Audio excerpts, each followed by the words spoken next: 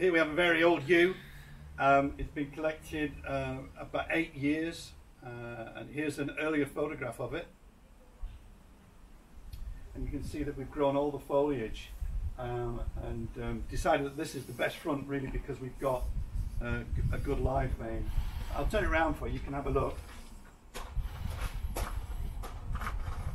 see there's no live vein on this side. Lots of beautiful deadwood, but no live vein. So really the front does need to be this side. There's quite a lot of work been done on this. This originally was live all the way, and what I've done here is take out that centre section. But what we're going to do today is actually reduce some of this dead wood so to improve the general movement around the centre section. And what we're going to do is take away some of this section here.